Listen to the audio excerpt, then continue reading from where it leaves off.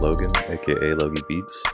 This is going to be kind of like my first full-length video that I've done like this on YouTube. Sorry in advance for the quality, but you know, we're making it happen.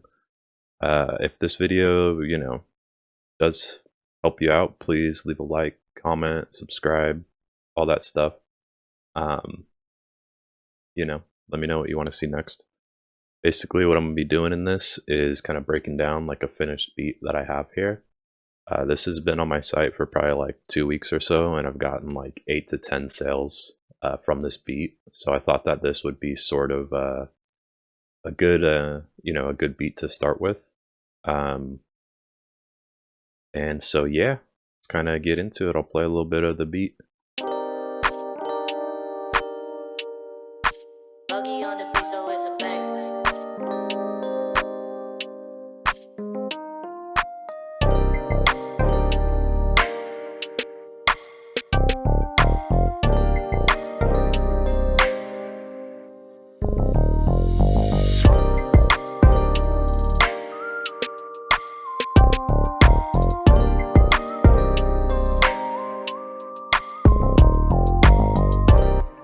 Okay, yeah, so if you guys follow me, you know I make a lot of like these types of beats, like the West Coast beats, and I really feel like there's not like a lot of good tutorials on this type of sound, and it's kind of weird because it's like a really popular sound right now.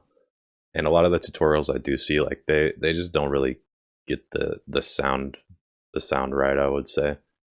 So, you know, I wanted to like share a little bit of this stuff. With most of these beats, I usually pretty much always start off with the melody. So yeah, I started with the chords here. This is a sound from Purity. It's the Vintage EP2. This is like a really popular sound in Purity. A lot of songs use this sound.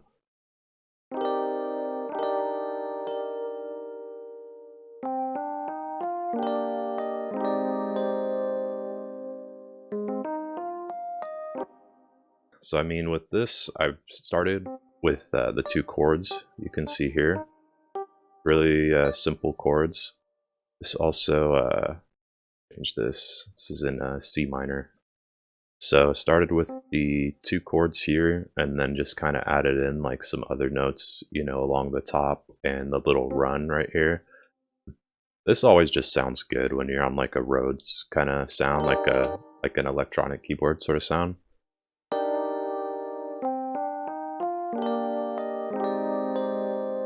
Basically just kind of go up the scale.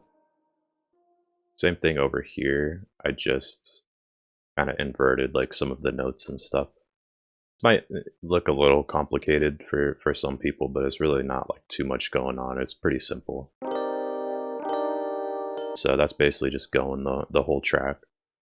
Then next I added in a layer. Just took out some of the extra notes and stuff.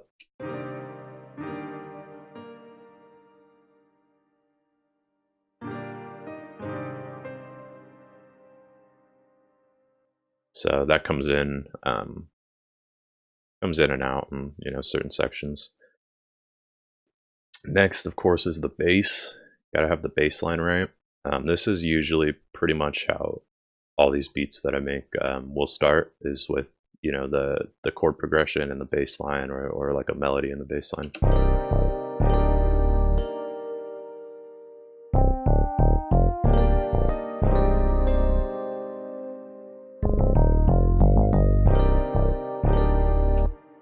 And same thing, use Purity. I use this sound a lot, the synth bass one. All 3 of these synth bass ones sound pretty good for like this type of stuff. So that's one that I use a lot. And then I layered it with this sub bass preset in Citrus. This is another one that I use really often as well. If you don't have headphones on, you might not be able to hear it, but it's just like a really low bass.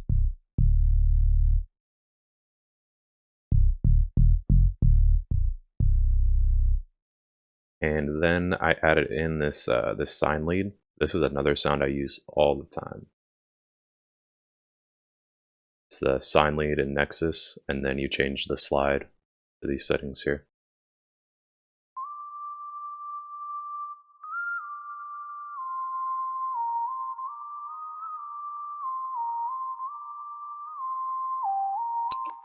Sounds pretty harsh by itself, but once it's kind of in the beat, it fits in there better.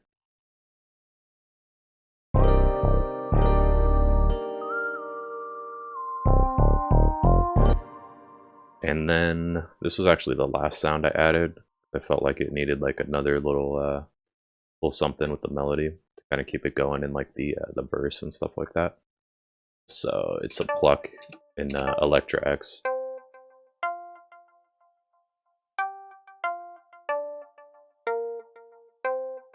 Pretty simple. Altogether, it sounds like this.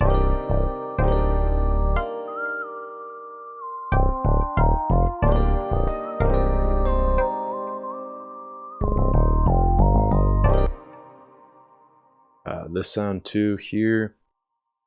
Sound is a pluck from this D March kit. I think that these ones are free. Like, if shoutouts to D March too. I feel like pretty much everyone has these 3-packs. Next was the drums.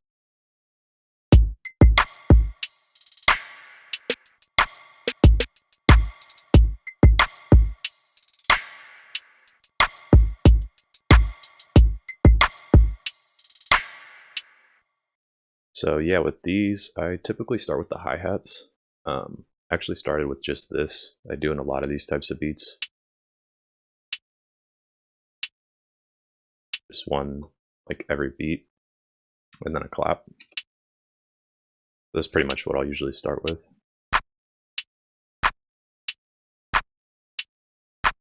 Added another snare under here to layer the clap with that has like some reverb on it. Like a rim kind of snare. And then I started building the hi-hats kind of around that.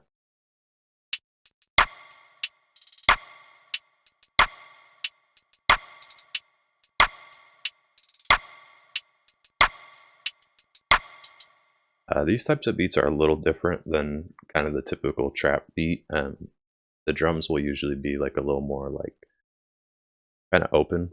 You want the drums to sort of play off the melody rather than like drive the entire beat like you would with like a slower tempo. And we got like some percussion sounds in here. Oh, there's also this open hi-hat.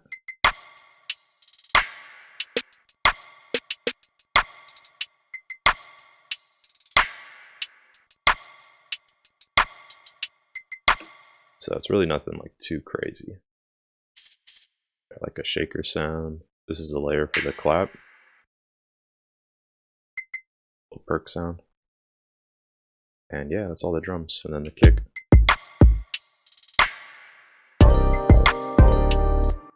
And this one I didn't do any too crazy of like build-ups or anything. Just let the drums drop out. Added in this reverse symbol here, and then comes in with the crash.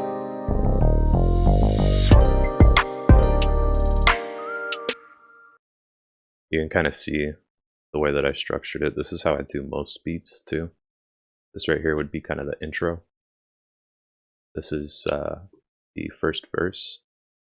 Or sorry, this would be the first hook. I usually do a part after the hook where it kind of drops out. Depending on the artist, they'll either use this as kind of like a post-hook part or just go right into the verse.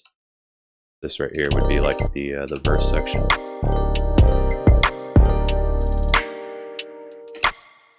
And I'll usually add a part before the second hook where the beat will kind of drop out a little bit.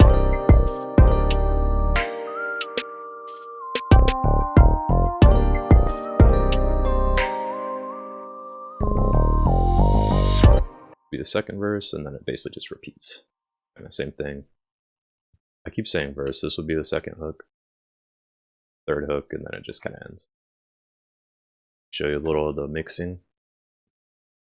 This one I didn't have to do anything too crazy on the mixing, to be honest. A little bit of delay on some of the melody sounds, obviously got to get the EQing and stuff like that.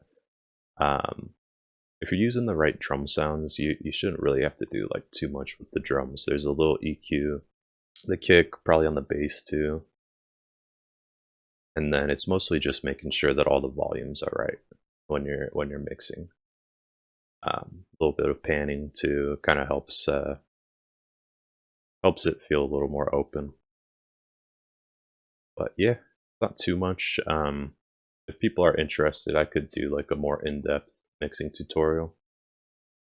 Like maybe just take a beat that I have and kind of mix the whole thing. It's really not too much going on with this stuff. Probably the thing I have the most on is the lead, because the sine lead can tend to sound like really harsh. I put a little chorus on it just to give it like a little bit of movement.